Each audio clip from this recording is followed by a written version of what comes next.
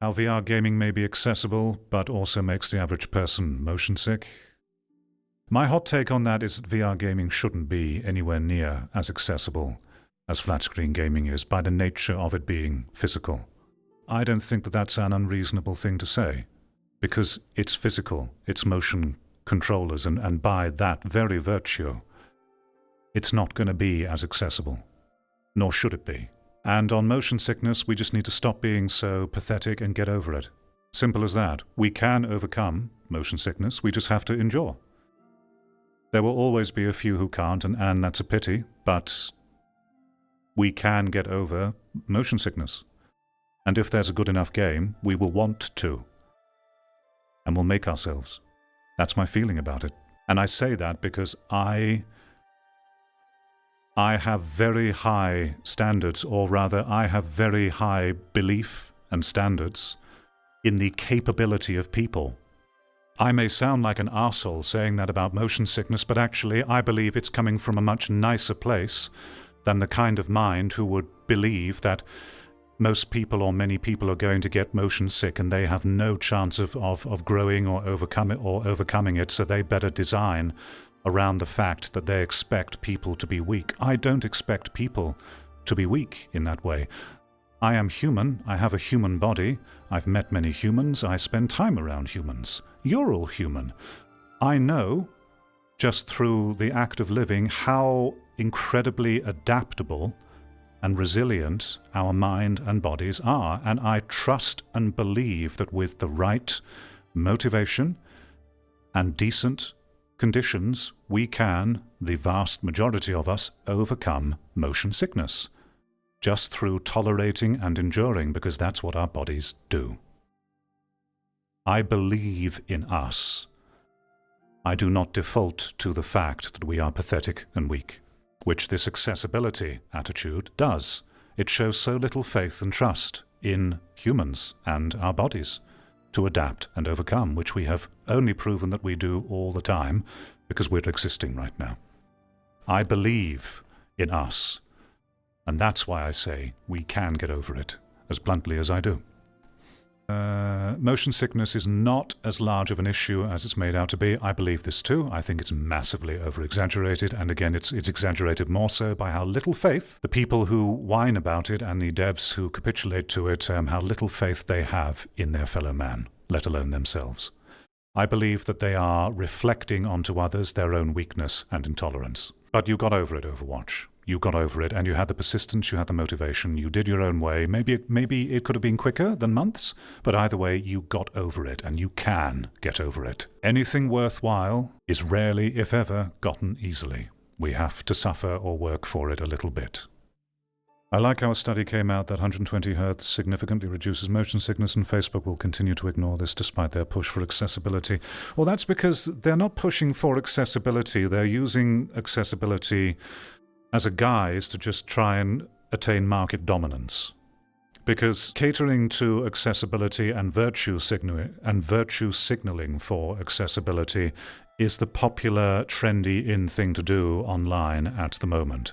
Speaking of accessibility, let me show you something. I'm going to read this to all of you, or read most of it to you, give you my thoughts, and you can tell me what you think. So I think that this is what they write here is wrong and is antithetical to what is actually good and will help VR get more interesting and better. But they use the topic of accessibility to win by default, because if you dare go against the narrative of it would be bad to accommodate for someone with disabilities, no matter how reasonable, no matter how forward-thinking you are, and how much your thinking is grounded in the reality of how we live and what our tech is, you're still the bad guy. And this is bullshit, and I will happily speak out against this very crafty narrative that I'm not sure if it's done with nefarious intent, but it is at least disconnected from reality, how we are. Yeah, I'm just going to read. Testing VR accessibility with players with disabilities. For players with disabilities. How to ensure your VR game is inclusive. So this is from a VR playtesting company called VR Oxygen. Accessibility testing for VR games is essential to ensure that players with disabilities are able to fully enjoy and participate in a game. There are multiple reasons to do accessibility testing for your VR game. Making your game fun and accessible to play for people with disabilities will expand your audience and can significantly increase your rate. What is this one? What does ROI mean again? Return on investment.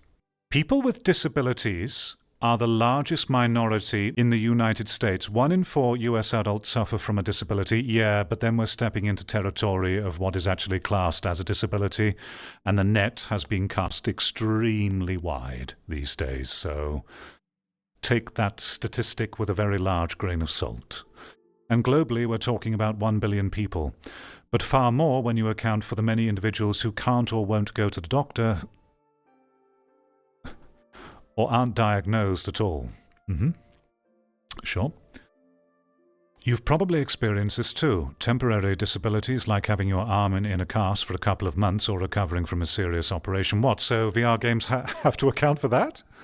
Will affect your ability to use certain products if they haven't been made with you in mind. Obviously.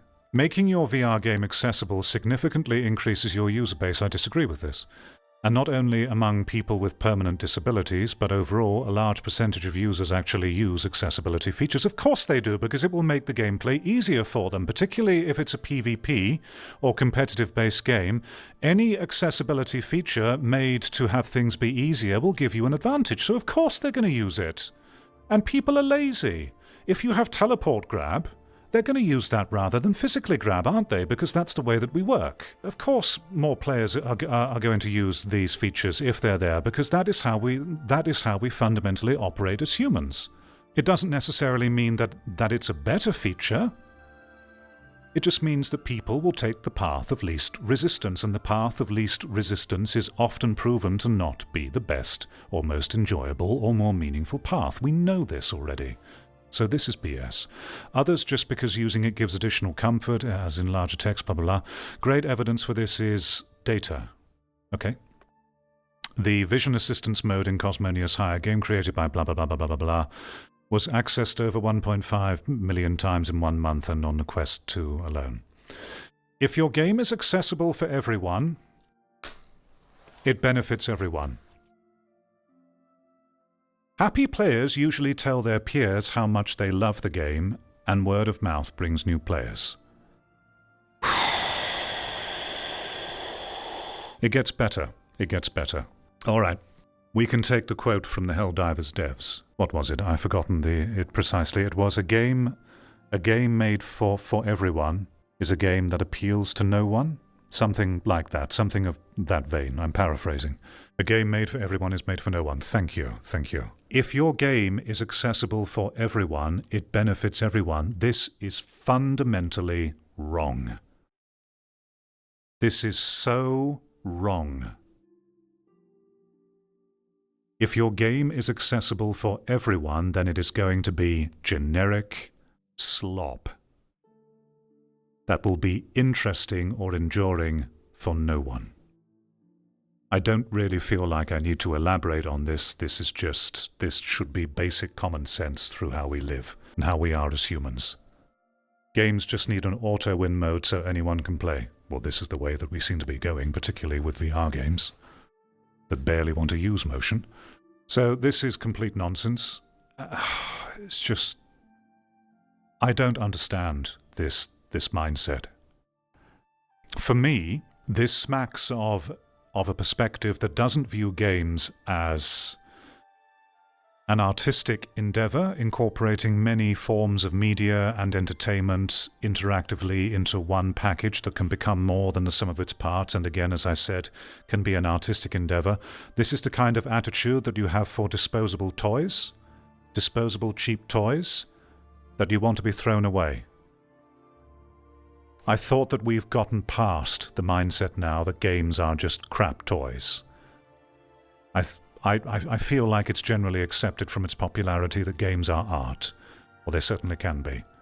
It's sometimes hard to think of all possible scenarios when conducting a user research, but testing with people with disabilities, not standard features and special needs, will help to uncover the problems that were hidden before. The VR industry is growing, and VR can help solve a lot of problems specifically for people with disabilities.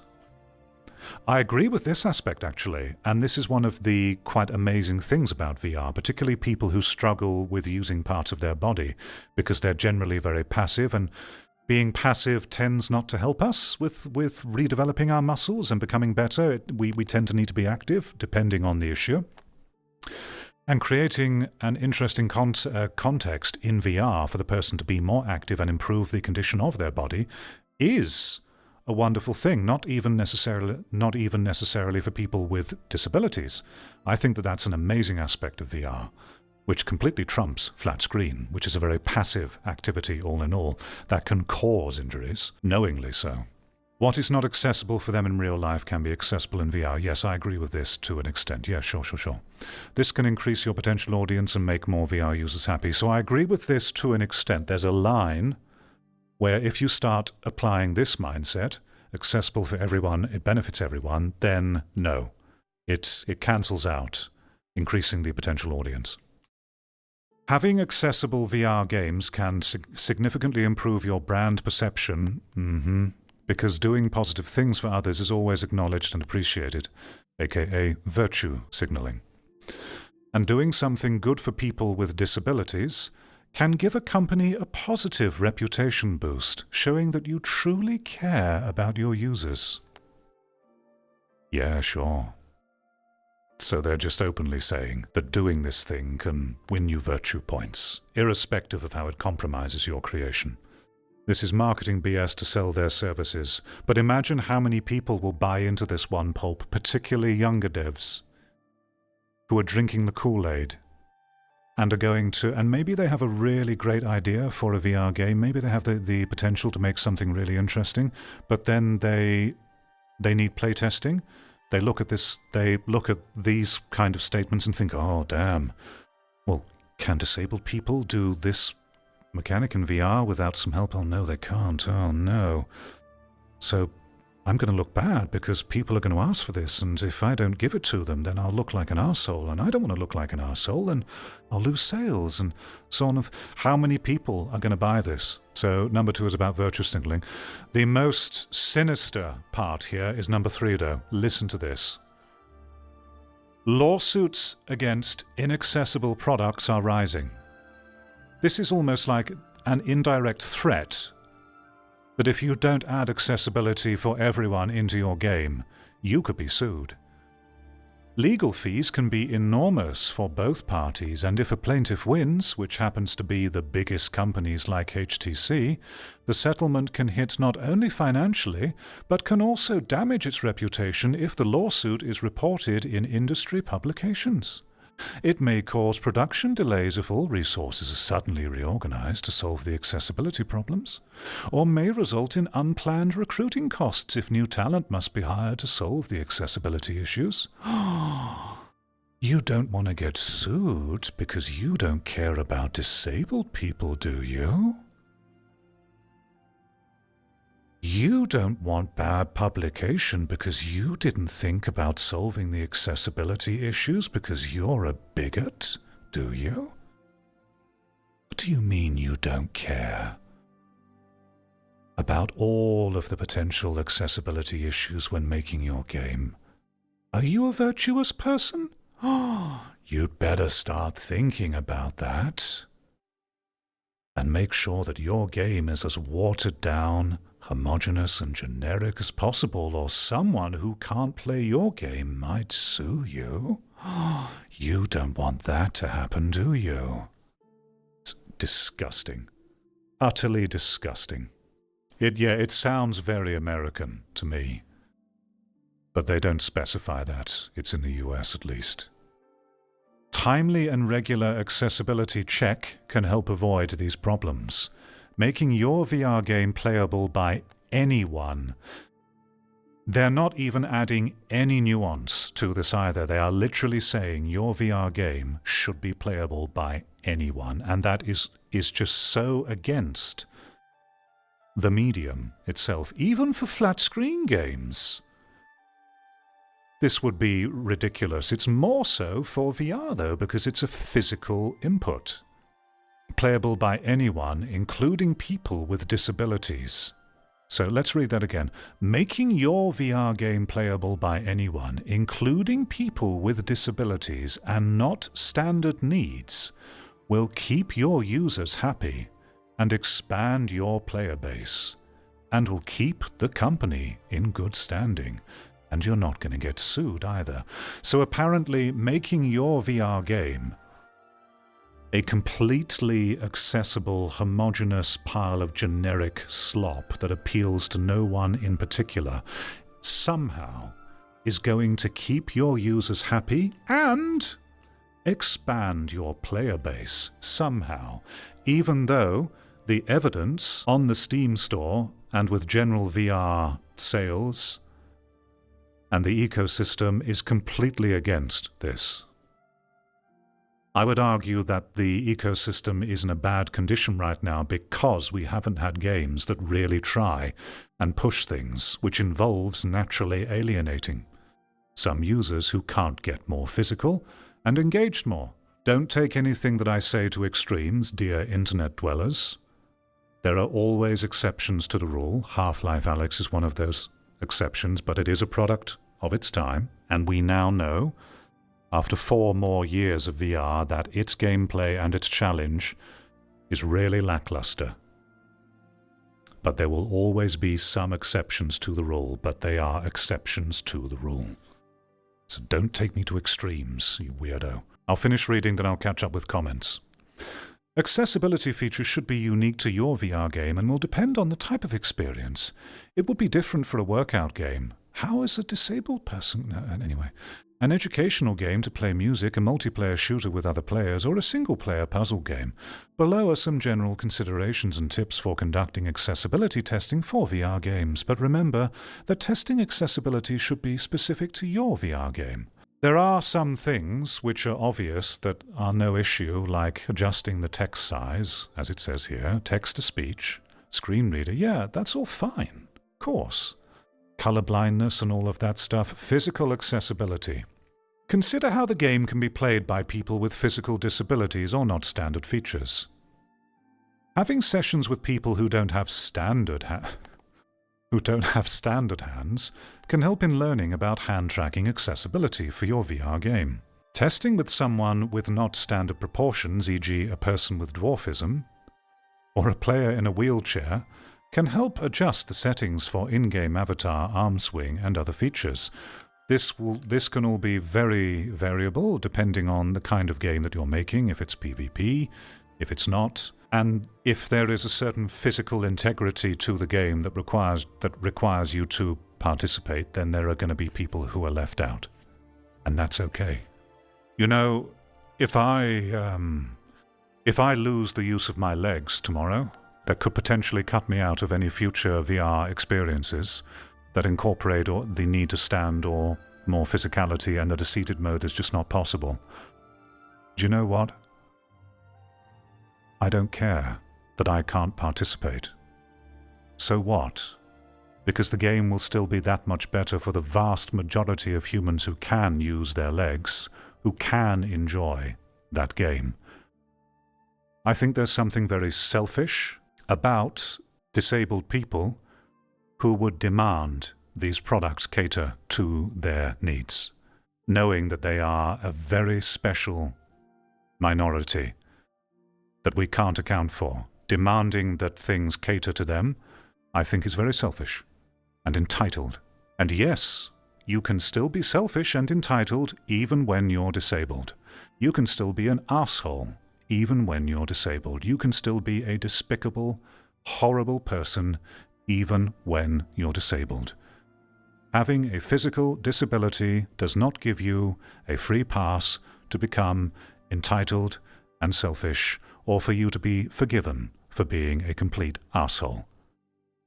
You are still a human being, to be treated as such, irrespective of your disability. Your legs in a cast, all cars should become more accessible for you, and you should still be able to drive. Even more than that, Demo Dan, All cars should be taken off the road, or no one should be allowed to drive cars to account for people who get car sickness. Right? Anyone who can't play football because they have a knee injury, or they're missing a leg, or they can't walk, means that they should be able to join a football match, and all the other players should start walking around the pitch and/or deliberately pass the ball to the wheelchair person, or in fact the wheelchair person should be able to pick up and put the ball on their lap so they can then wheel themselves to the goal and throw it in, and no one should interfere or intercept them just so that they can play. You see how ridiculous this mindset is when we apply it to anything else that is physical. And VR is akin to a physical game, a physical sport. It's nonsense. It's utter nonsense. Games need an autoplay feature for paralyzed people where it moves, aims, fires, and interacts for people who can't. Yes, problem solved, right? And games will be the best ever. I think we can all see where inclusivity drags the whole gaming industry, right? It drags everything down, everything down, because the notion of inclusivity is fundamentally divorced from reality. It is the ramblings of a human race that has become so disconnected from nature and from real life and the general natural pruning and filtering that goes through the process of living in real life. We've become so disconnected and divorced from that, and so fanciful and self-important that things like inclusivity crop up, and they just don't work. Sorry, I'm getting a bit impassioned now, aren't I? It's just oh God, it just pisses me off. Always aim for a specific audience if you're looking to make the most enjoyable experience. Right, this is common sense. Wait, what? You can be sued for not developing a game the way they want you to? Apparently so, according to this article. Younger devs don't have the funding for this kind of stuff. Better buy the service to be safe. Yeah, don't be sued. I don't think there's actual grounds for a lawsuit in this case, but yeah, I've no idea either. I can't say. That kind of sick sewing for every little thing is so American. Agreed. Americans, yeah, they're heavily importing their mental illness onto the rest of the world, and the rest of the world needs to stop taking them so seriously. Because, yeah, the Americans love to make it seem like their issues are the rest of the world's. And I can only speak for myself, but I'm quite sick of that. I feel a lot like World of Warcraft is doing this. The base difficulty of the game is fairly low. Yet instead of promoting growth, we get to see the more accessible content where no skills needed. Classic WoW. Classic WoW, vanilla WoW is where it's at.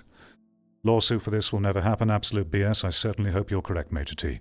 Not even American, just Western stereotypes. True. The only stuff I think should be made accessible is stuff like colorblindness modes and the size of text, audio. Audio is a bit of a funny one because if audio is an important part of gaining an advantage in a multiplayer game, then maybe that could be exploited. So yeah, the same for whether you can adjust the angle of something on your controller in a manual way rather than where you're actually holding it. That could be exploited too, so it's on a per game basis. Things you absolutely need for VR: eyesight, 2 functional arms with 3 functional digits, and it's not even that many requirements. Yeah, that's not and I think most humans have that. Seated mode depends on the game again, can be exploited, but it's yeah, I'm torn on seated mode. I think that if seated mode can be implemented with a clear disadvantage where if you need to crouch, like I said in my How a VR Shooter video should play, How a VR Shooter should play video, you can have a seated mode, and if you need to crouch using a thumbstick or a button, then it should be somewhat slower than the average speed that you would do it in real life for a reasonably average, physically fit person. So there should be a little bit of a debuff for that, and if that's incorporated into whatever important mechanics are necessary, then it can work. I don't know. If devs put an accessibility option that breaks their game or ruins the intended experience, they should call them mods. Sure, you can mod our game the way you want, but it's no longer the game we made. Maybe that could be one way. Solid Tech. I think it's more about the effort put into these features over the base game features, though. So this is why most VR games are just glorified flat-screen games. It could be. I mean, this is just one company, one random playtesting company who's saying this, but how much influence they have, who knows? There's the thing with the diversity, equity, inclusion, and Sweet Baby Inc. that I heard snippets about. I never really followed the news, but I heard that there are a lot of investors who are willing to pay and help you with your game in flat screen, if you're willing to submit to the DEI accessibility narrative and also to do with, the diversity stuff, and if you're willing to have that in your game, then you'll get help with the investment, and I wonder if any of that goes on in VR with accessibility. I can't even think of a game that doesn't work in seated mode. You pretty much only play sitting. I'm thinking competitive games, really? I don't know. You have a dairy allergy, and if I buy a burger, I always get it with no cheese, full well knowing I'm not getting the full experience. Imagine if I started demanding that all cheese be replaced with a bad dairy-free cheese. Exactly. As soon as you start applying this mindset to anything else, it falls apart in ways that we realize are ridiculous and laughable. But yet, applying it to gaming, it's suddenly taken seriously and is virtuous and is accepted. Why? Why? It is bizarre. I have my theories why, but I won't go into it. Potential stream idea, play Half-Life Alyx on hard with one hand and see if the difficulty is still too easy. I'm sure it will be. I'll be forced to do things more physically, as I can only move and aim and shoot with one hand, meaning that I'll have to plan ahead where I move to cover so that I can duck behind it. So, ironically, it could probably make the gameplay seem that much more interesting, knowing that I can't slide around. I'm in the Gunlands, and I can confirm it is at most 10% of the population pushing this narrative, but they are the loudest. I believe it, and I've said this many times. Other people say it as well, other content creators in the general space. I firmly believe as soon as you get your head out of the internet bubble, you realize that the narrative which you hear on the internet that seems all-encompassing, like it's everyone saying it, is actually a tiny fraction that is completely isolated to the internet itself and has nothing to do with the attitudes you would hear in real life. And there's just a very, very, very loud minority of people, usually mentally ill people. I'm not disabled and use seated mode just because you're old and lazy, sure. But if a game then had a depth of play that would not allow you to use seated mode, if that was interesting enough to you, then you would participate more physically and standing up, and you may even become fitter for that if the game was interesting enough for you.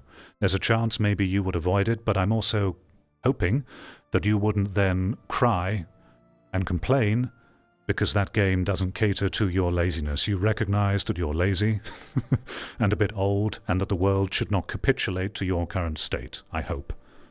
I remember watching Lawnmower Man. Still no one tried to replicate this VR world from movie. Technology is already there for rendering early 90s CGI in real time. Right, yeah, it is. It is. I think in Lawnmower Man there was actually probably more VR interactivity than what we get from at least half of the games today. Lawnmower Man had to reach out and touch objects in the world to interact with them. This is back in the 90s, whereas now we will at least half of the time still get floating screens and laser pointers, as I'm using right now. There was an actual sort of in-world physical UI in Lawnmower Man, of all movies. Still something that's not too common to see today.